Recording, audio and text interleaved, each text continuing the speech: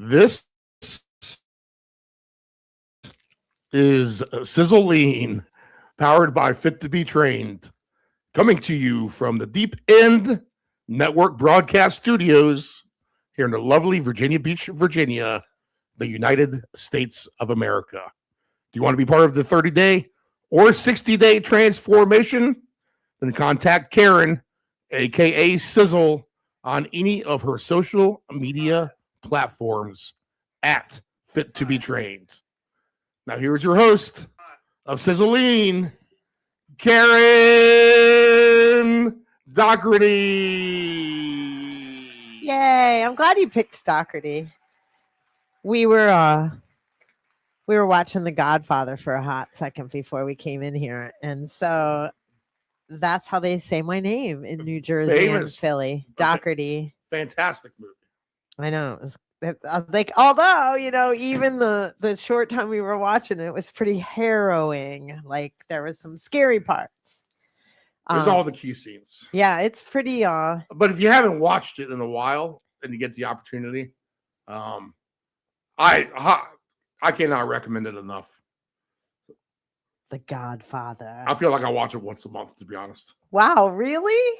I'm watching I mean, when it comes on and I'm just sick of flipping, I'll leave it on there. Yeah, I just do. Yeah, no, that's understandable. I love movies. I love TV. I love media. Like, I didn't mean to sound like, oh my gosh, really? I just thought that was interesting. If I'm dude scrolling, have you heard that term before? No. I've heard that a couple of times. Dude scrolling? Yeah. Right, what men are watching? No, I think it's when a woman's bored and she wants to check out dudes. She dude scrolls. Where do you go to dude scroll? Dude I don't know. I guess Instagram and you look up CrossFit dudes or something. I don't know. Oh, really? Well, I surfer guess, boys. Well, I guess what you could do. All the girls like a surfer boy. Right. You could go. I know what it is. Rockstar. There's that sports athletes. Where the magnifying glasses. You look. Yeah. Right. I've never done that before. Thanks for the tip. Tonight on the Sizzle Lean show, you can learn how to dude scroll. No, actually, I wanted to talk about a subject that's kind of taboo. Ooh, like dude scrolling. But no, alcohol. Alcohol is in fitness sometimes, like poo-pooed and like gets a bad rap. And I feel like especially lately, because people were really counting macros and doing stuff like that the last couple of years. Yeah, the trendy thing is not to drink now. So the trendy thing is not to drink. And I think that's fantastic. I mean, don't let me think that's portray or whatever I'm trying to say, make it sound like I'm not for that, because I don't drink, but I don't drink because I am alcoholic. So I really can't drink, but I joke around. People will be like, oh, you can't drink. And I'm like, no, I can.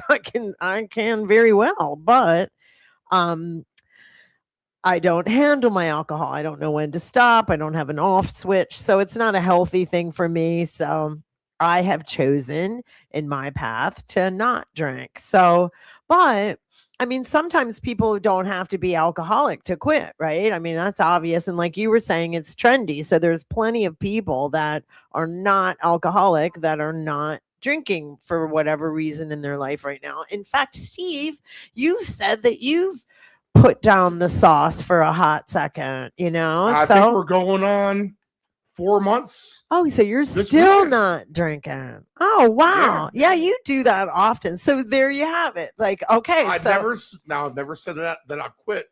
Right. Or, and again, whatever, but here's me. I'm alcoholic going, God, I would never quit if I didn't have to.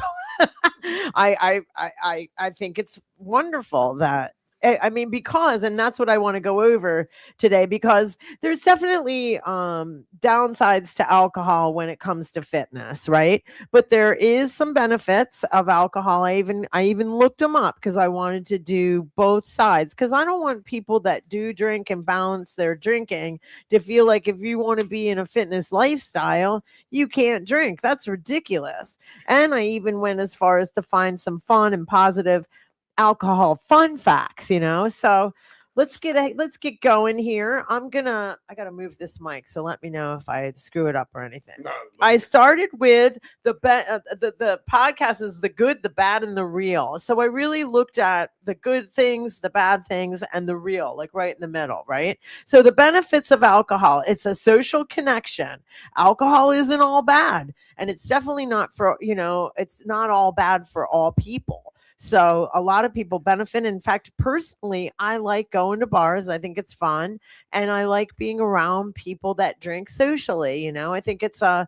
I like to go listen to live music. So there's often alcohol involved in that. And I don't go to be around people that drink. I just go to functions that often serve alcohol.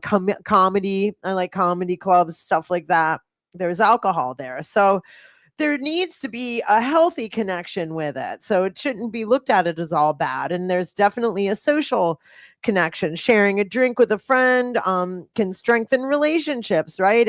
And nowadays, if you don't drink, going for coffee, for me, is something that's very common too, that is both non-drinking and drinkers.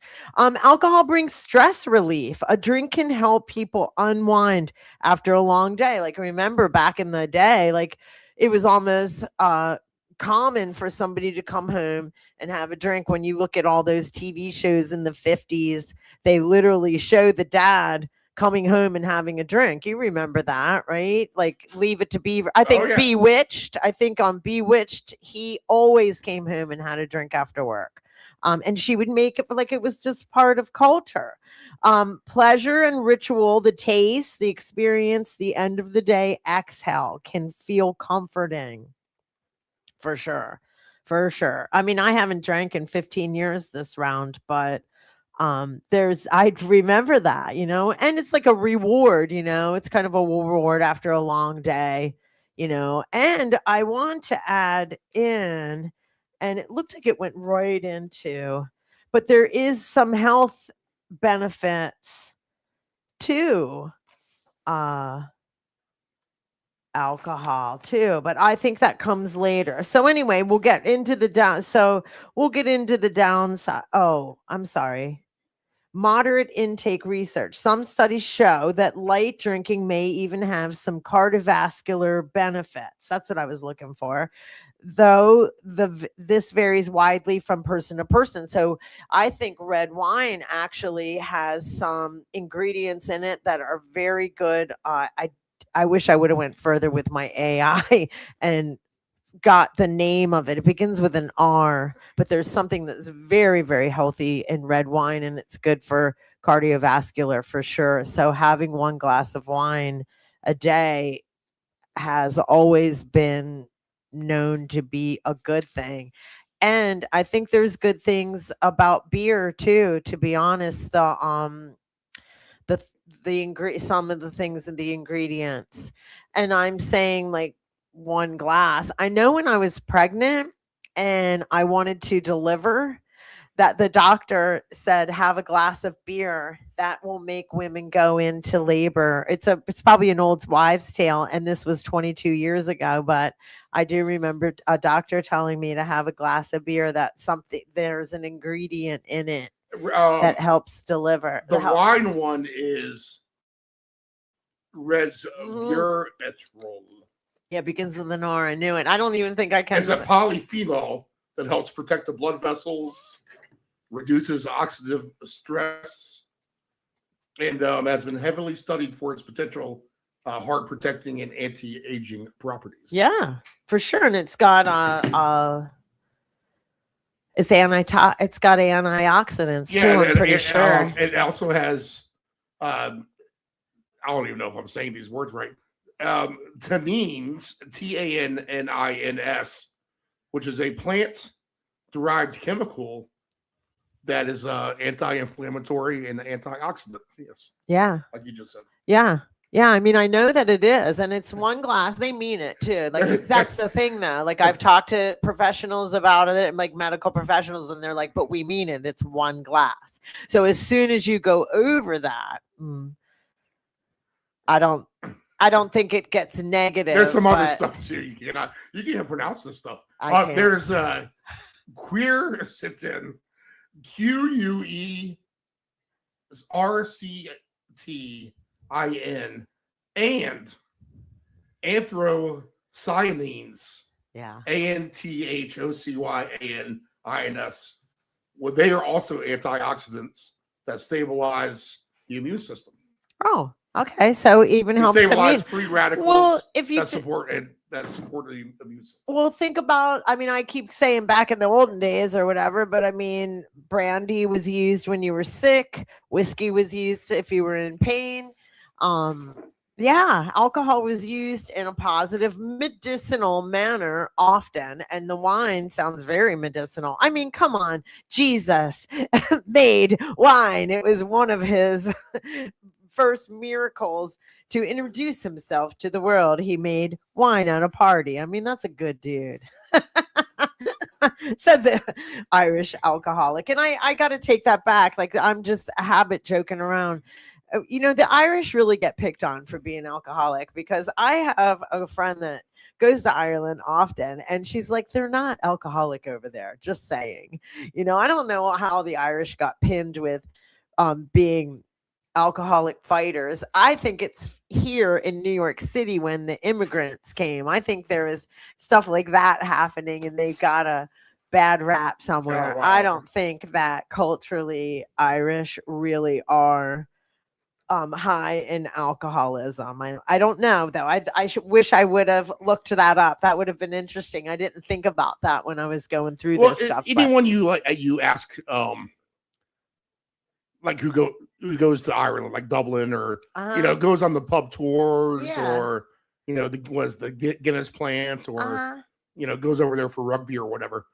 They say, like, when you go out, you mainly see Americans. You don't see any Irish people, because they're not out drinking. Yeah. Right. That's what I heard. Yeah, and when they are in the pubs, they're just Well, I asked the old rugby coach Tom Zuch this, because he was there. I'm like, Tom, so like, what's that culture like? I mean, are you really like walking into this pub and it's like parties, all these Irish guys, you just can't understand what they're saying. Right. They're drunk to the gill, wall to wall. He's like, Steve, he goes, there's nothing like that. Nothing like that. He goes, literally, you would be shocked. He goes, yeah. I feel like I'm walking like the streets. It's disappointing. Of Washington, D.C. or some American city. He goes, it's crazy. I've heard the same. Okay, so I don't want to be Debbie Downer, bloop, bloop, bloop, but the downsides. And the downsides, especially if you're trying to get in shape. And this is why people, when they are on the beginning of a fitness journey, or, hey, I do programming when somebody gets out of treatment, when they've made a decision to quit drinking because they're like me and they have issues with it and they need to get it out of their life completely. It's a great time to get in shape. And with the trend that was going on a couple years back, people were letting go of alcohol because of fitness reasons. But here's some of the reasons: sleep disruption. Even one drink reduces REM sleep and increases nighttime wake-ups. Poor sleep, higher cravings, lower motivation, slower recovery. So, and I noticed that in my life, when I don't sleep well, everything has a negative. So if you're trying to start something new, your motivation will wane on night, it could wane if you don't get a good night's sleep. So alcohol does mess with that. Recovery and muscle building. Alcohol interferes with protein synthesis, meaning your muscles don't repair as well after workouts. So it also increases inflammation, which slows recovery. So that is a problem. because you work out really hard, especially like I think when you're really trying to build muscle aesthetically, like whether you're doing it for strength reasons, or maybe, some people are in shows where they're, I get around the fitness girls that are in bodybuilding shows. They're definitely trying to build, and they don't drink because it screws up the whole system. I wish I knew more about it scientifically. Well, it basically just tells you, it increases inflammation, which stops recovery, and recovery, like your good sleep and all that, is where the muscles are building during the repair after the workout. So I can't get super clear about it, but it's not good if you're trying to build muscle. So that's always been a concern with me, because there's other things that'll do that. There's certain medications, but alcohol is one of them. Your performance drops after you've used alcohol. Apparently, alcohol affects reaction time, balance, hydration, endurance, and strength output. So even 24 to 48 hours after drinking, your performance wouldn't be as good as if you hadn't drank. So there is that. There's hidden calories and appetite changes. So alcohol lowers inhibitions. That's when you get the munchies after the end of the night. That's the main one. Yeah, that's a big problem, ain't it? Alcohol you lowers. Just wake up and you're like, all right, just give me some. Wake up. Triple scrambled What egg. about the night of? Like all the restaurants are open late for all of us that have had too much to during drink. my era down here in Virginia Beach. It was the Waffle House. It was Taco Bell. It was late night Taco Bell. Still is, I believe. Yeah, I Still guess. Is. I think the kids, because you know what? Hey, I've got proof. I went into my gym this morning and there was some taco bags in there. Taco Bell, and it wasn't from me. Taco Bell of the 80s and early 90s was amazing. Was it? I don't know. I guess compared to now, it's not even close. I guess I don't remember when it came out. Well, they got chintzy on, and they changed the beef. But back in the day, the beef was legit, man. That was so good. In the grocery store. They had this thing called we'd get hammered. And they had this thing called it was called the beefy burrito. And that was it, the beefy burrito. And it was, I don't know, $2.50. Well, that would be good. And it was literally just building. A giant rolled up soft taco with melty cheese. And it was so good. And Taco Bell probably back then wasn't the worst thing for you if you were in fitness, because it has a lot of protein. I don't think so. But as for fast food, it's got so much sodium. Well, we mentioned like the Kentucky Fried Chicken. I'm assuming that's never been the greatest. Yeah, never. Ever. But back in the day, before they started to shoot up all these guys with antibiotics. The actual meat is. Yeah, the Kentucky Fried Chicken of the early 80s was phenomenal. Oh, prior to that, I remember when we were kids, that was a super duper wild treat to get to go. If like a dinner didn't work out, we ate dinner every night at 5:00 at our household growing up. Did y'all ever go to like the old school Pizza Huts and sit down as a family? No, because we were Jersey. Well, you know what? We might have. We had a short. I mean, you probably had your local mom and pop places anyway. But Pizza Hut, you're a little bit younger than me. So Pizza Hut was a little bit behind me and my brother. So you guys probably got to, but I might have done a couple lunches, I feel like, as a grown-up. After Little League Baseball, going there was... Yeah. That was literally the treat. And then, they had the video games. Oh, yeah. I bet that was just dreamy. Just the giant... And I'll transition this back into the alcohol, because it's actually will be a transition, but the giant red Pizza Hut cups, right? Yeah. Those are just so cool. It's on the bar, Tom. And so what we did, me and my buddy, Michael Lane, God rest his soul, when we bartended, and when I talked about that at Big Al's here a few minutes ago, but what we would do, they actually had the big old school Pizza Hut cups. So you filled that with alcohol. Oh, yes. but we did this. This is how gangster we were with our drink. Gangster. So, do you know, like, have you ever seen like the onion ring platters in which the onion rings are kind of stacked up around a pole, like they bring it to you? Oh, I guess that Outback did that. Did they? Okay. So in the middle is this pole Yeah. that supports all the onion rings. Yeah. Well, that piece would break off, and basically what it would be this giant wide straw if we wanted it to be. So we'd put that in our big red cups, and we'd make the biggest Long Island iced teas known to man. Oh, I got you now. And with that big straw, you could suck it down really fast. And it was an instant. That's really funny about the straw. Waste-azoid. Well, yeah, so that was a great memory of me and Mike as our late bartending. And you know, we're talking about drinking now, but and what about rugby too?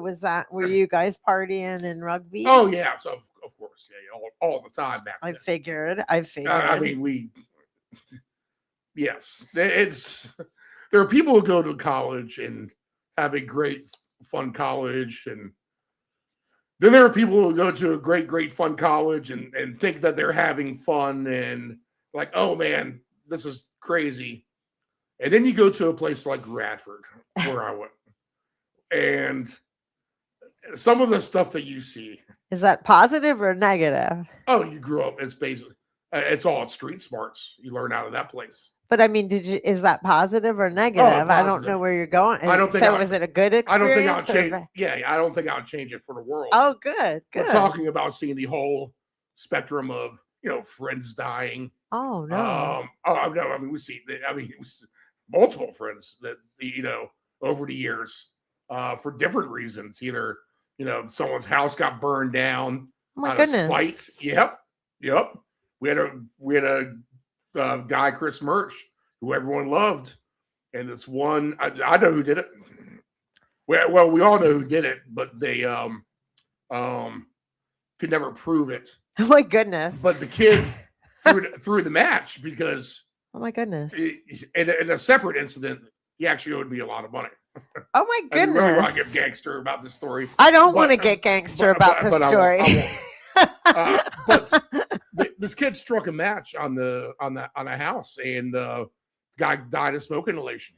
Steve, we're on a podcast for fitness. Well, we're talking about drinking, so I can tell you the extremes of bad drinking, what it can lead down to. Oh my God. Of stuff. But yes. Okay. Radford is a much cleaner place now, but back in the day, yeah. Oh. I'm like, okay. So yes, drinking Long Island iced teas out with giant onion ring straws was nothing. Right. And hormone disruption. It will cause hormone disruption. That's next on the list.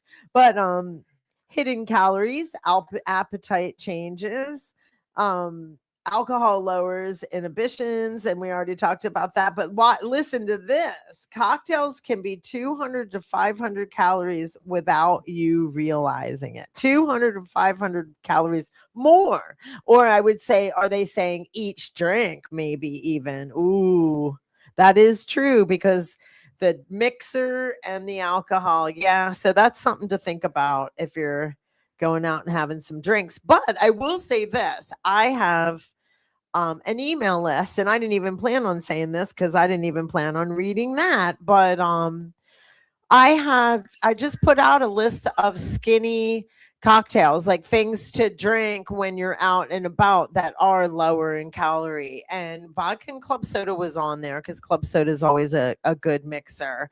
But there's a bunch of them. I think there was a martini, espresso martini sounded really yummy. There's a couple drinks on there, but I didn't add them in to tonight. But you'll have to get me your email, and you'll be on the email list, and you can acquire a whole list of really good skinny alcohol drinks. Put the skinny orange crush on there. Yeah. It's basically vodka, water, and you just squeeze oranges. Literally.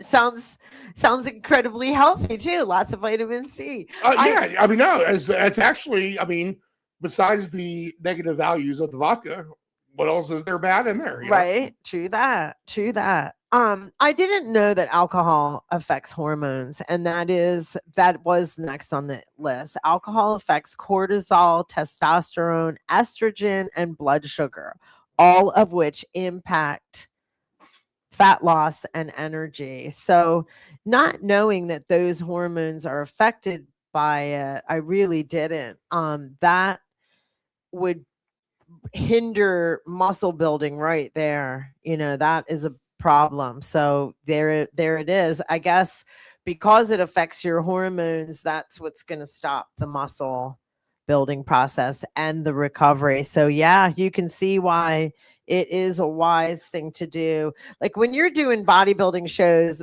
you can't drink. Most coaches won't even let you. Like I just didn't drink, so that wasn't a discussion that me and Kasha had to have. But I bet you she has that conversation because I didn't realize it affected all that too. Dehydration. Alcohol is a diuretic.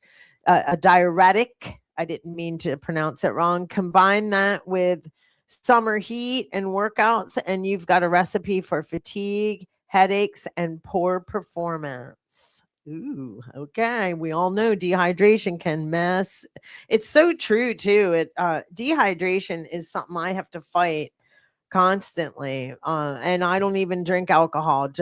And now I'm sweating more with the heat. So I'm really trying to drink more and more water just to keep my head clear and, on point. I started a job this week that's got I actually took over for a friend of mine who needed some help with some clients. So I took some on, and it's like 10 hours extra a week. So I was like, how am I going to do this? Where with the clients that I presently have and taking these on and making sure that everybody's happy and well served and that I'm well rested, eat. And I joke with people, I'm like, as long as I sleep, eat, and drink enough water, I can handle this task. I want to.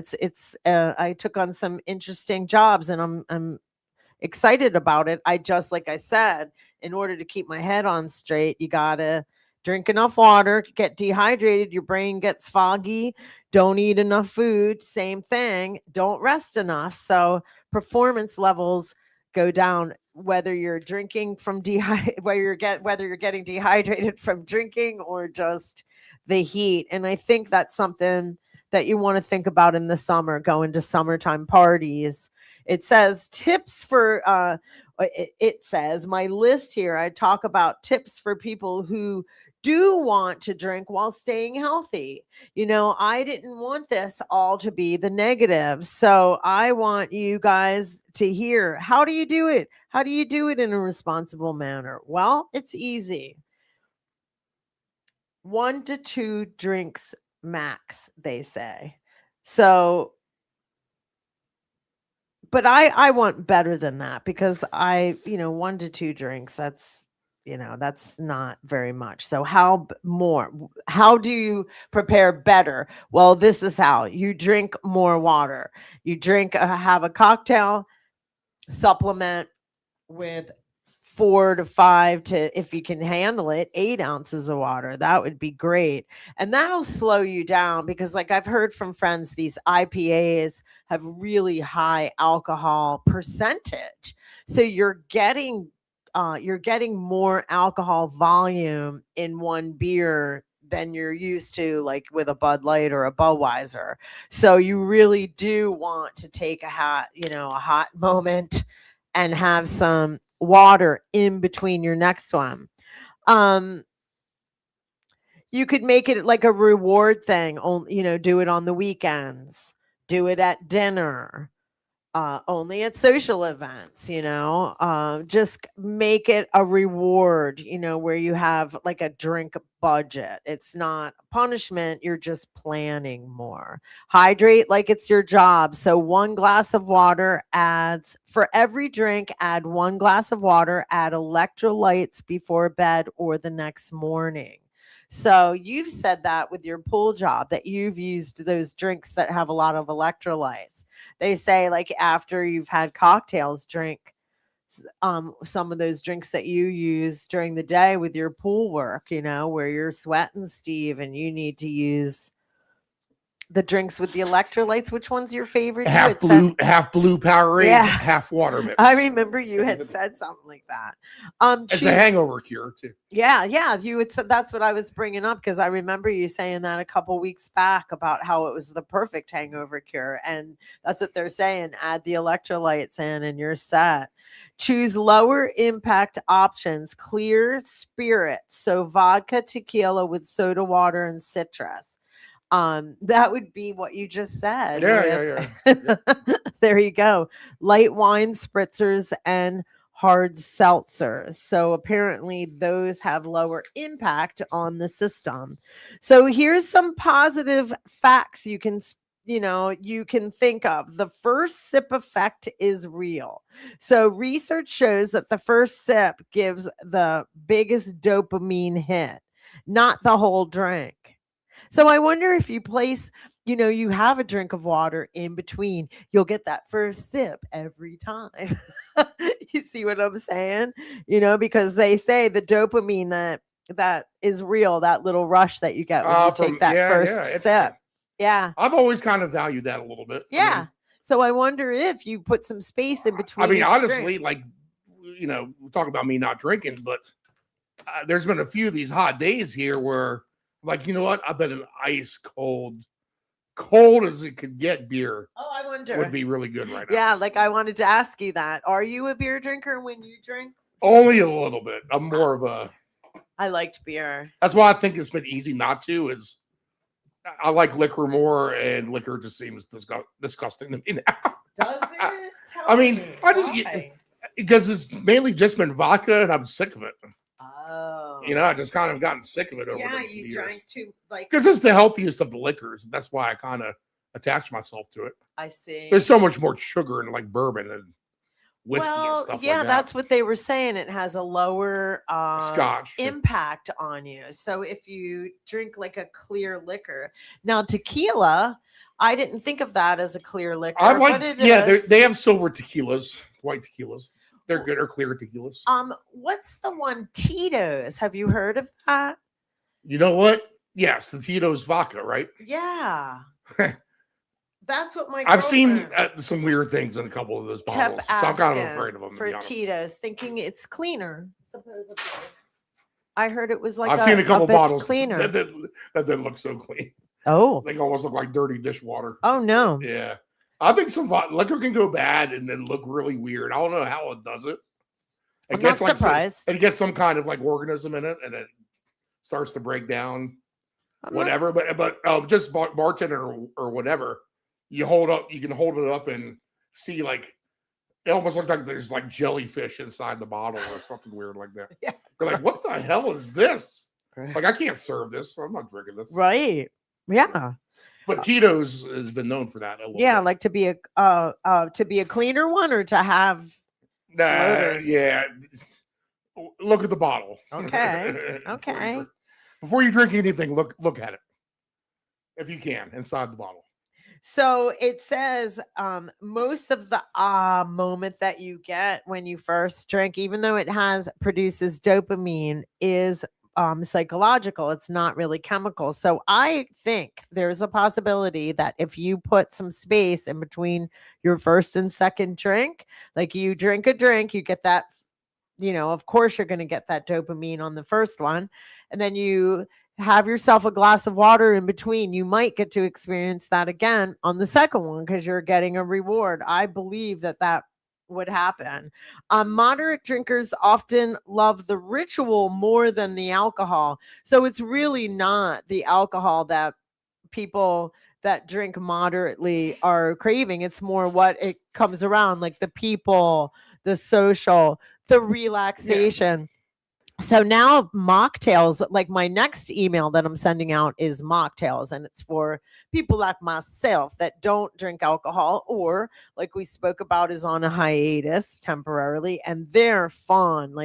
There's a lot of citrus and, there's preparation to it, and that definitely is a ritual, so moderate drinkers aren't in it really for the booze. They're in it for what goes around it. So you can easily switch out, an alcohol for a mocktail. The glass, the ice, the lime, the pour, it's a sensory experience.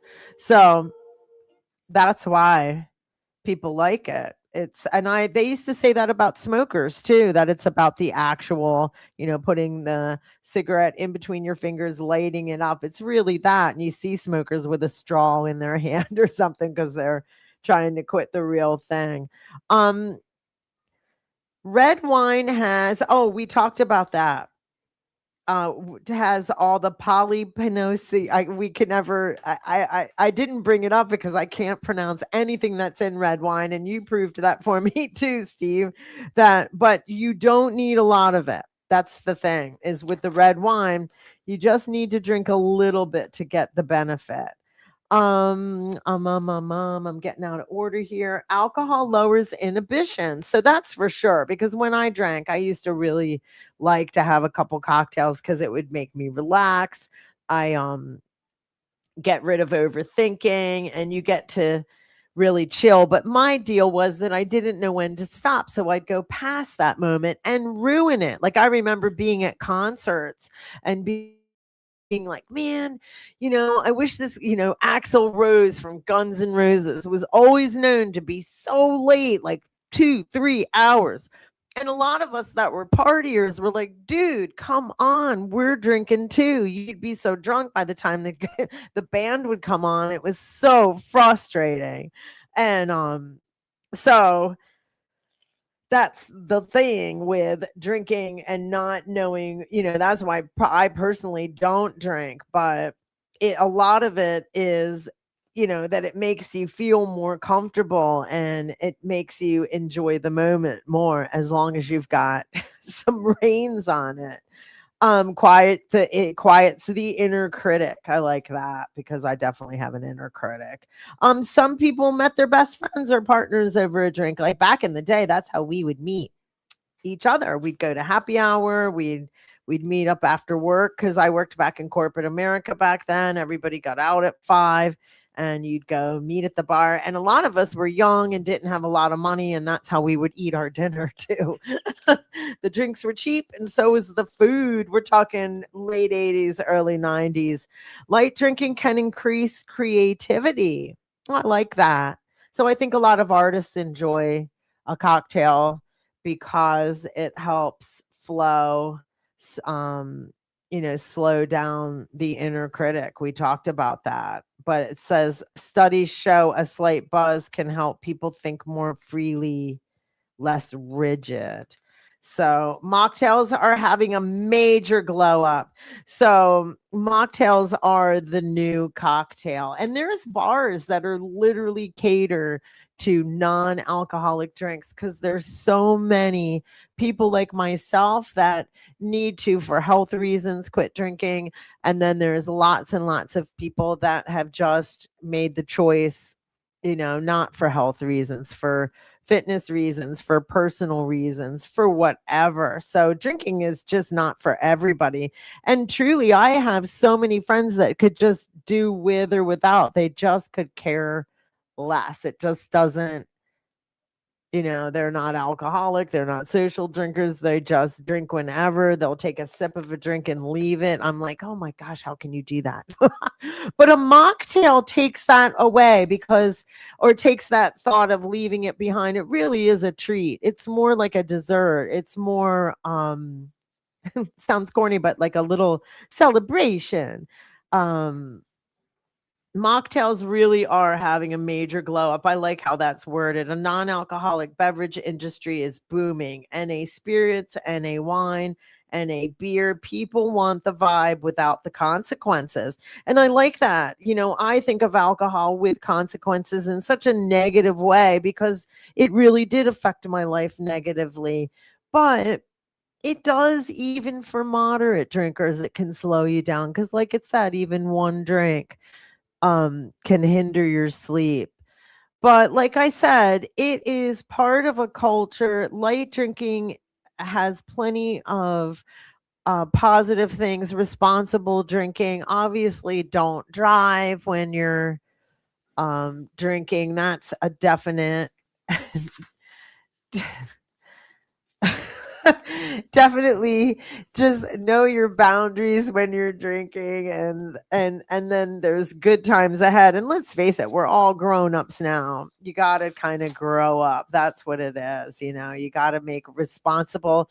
They give a drinking age for a reason, right? So you just got to drink responsibly, and then there's plenty of good times to be had. And like I said, if you go on any of the social media, Fit to Be Trained, it's everywhere. It's whether it's Instagram, Facebook, anywhere. Shoot me your email, and or even on YouTube or here, anywhere. I even have a YouTube channel, but you can do it on Steve's, and I'll send you there's all kinds of cool stuff I send out. Like last week was the Memorial Day recipes. Those were cool.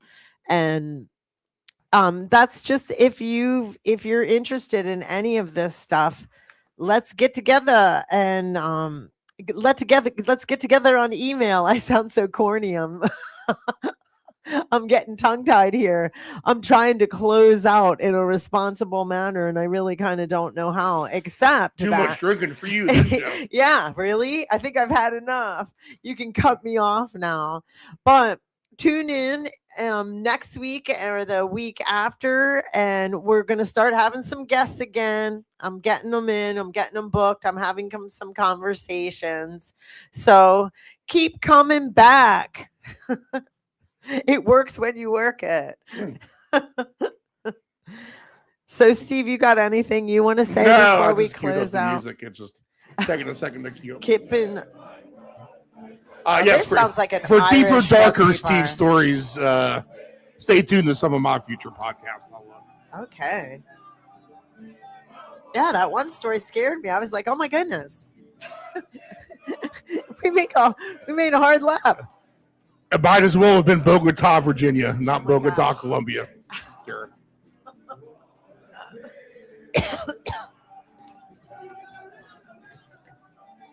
All right, everybody.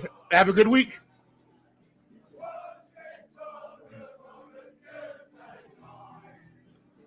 I took the headphones off.